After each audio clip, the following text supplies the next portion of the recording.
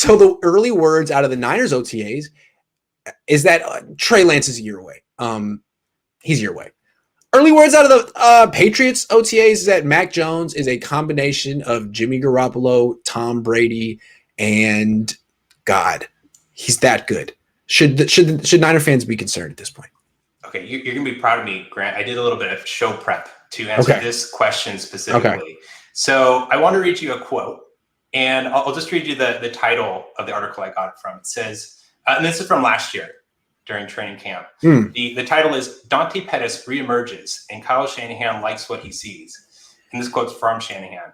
I was very excited with Dante. He was one of the guys that I was looking forward to talking to the most. When he came in, I saw him right away, and we got to talk, and you could just tell his mindset, how his body was, that he spent the time away from us doing everything he could to put himself in a position to make this team and to be as successful as he can be. Was this last year? Last year during camp, yeah. God. I've been very proud of Dante so far, and I think it showed. I think he had his best practice 2 days ago since he's been here. I know he got a lot of balls and a lot of opportunities, but it wasn't just that. It was his demeanor, the way he played, the aggression, and his routes and everything. I've been very pleased with Dante so far. The reason he's really getting on thick. Yeah. Wow. Okay.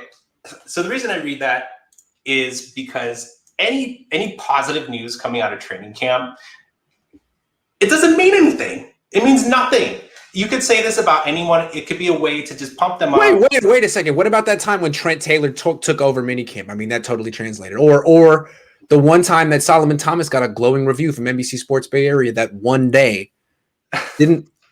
No, Solomon Thomas. I don't feel like Solomon Thomas ever got the praise, but it was like he's gonna break out this year. It was always everyone's prediction. Funny you mentioned that, Grant. So another article here. And I quote again, Solomon Thomas made several standout plays on, again, this is from last offseason during. Tell me I didn't write this. Please tell me I didn't write this. I would have loved. Oh my God. No, unfortunately not. I won't call out that. As long as it's not me. Okay, Solomon Thomas made several standout plays on Friday, beginning with one-on-ones. The defensive lineman quickly beat his man on a swim move to the quarterback. Who's his man? Yeah, right. Who's his man? We all know who that is. Yeah. Just kidding. Positivity this year. Yeah. That person who we're thinking of, he's going to kill it this year. He also that person would dominate Solomon Thomas. Excuse me. I talk a lot of crap about that person, but let's be honest here. Come on. Oh, anyway, my bad. Okay, it was probably Colton McKivitz then. All right. Yeah. All right. He also notched 2 would-be sacks against the first-team offense. Always would-be. That's so good. This is an all-time great practice report. I'm so proud of it, man. I'm glad it exists. I'm glad this exists in the world. Solomon Thomas may never have actually had a good game in the NFL, but he had this day, and it was chronicled in detail. Hey, PFF, they count would-be sacks, all right? They're called pressures. Right. And what I heard is that pressures are better than sacks. Better. I think so. Yeah. They're more predictive. Right. And it's like, it creates a lot of anxiety with the quarterback. They haven't been hit yet, but it's coming. And I think the anticipation of it is actually worse than the actual thing. It's like in the same in baseball where like a ground rule double is better than a home run. I mean, if you think about it, it's better because you get the runner on base. Yeah. And you also kill a rally when you hit a home run. Exactly. So that's terrible. Yeah. Statistically. No one wants that. No one wants that. Makes sense. So let me finish this quote. He had a heck of an offseason putting on some weight, Kyle Shanahan said. It showed in the run and pass game throughout this whole camp. What people have been saying about him is true. I'm real happy for him because he's earning it and deserves it. So again, my point being, when you hear positivity coming out of camp about any player, just look at who's been praised in the past. Why would you take any of this as fact?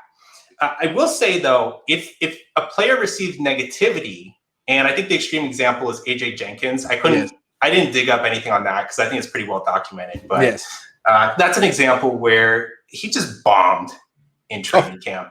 It was obvious. Now, I just want to be clear. When I praise a player in training camp, that means he's really good. But if any other reporter praises a player in training camp, you got to feel like he's either doing it to ingratiate himself with the team or ingratiate himself with the fans. But I would never do either one of those, and my track record is flawless in camp. So I just want to make that distinction. And Joe Williams, I mean, he is comeback player of the year this year.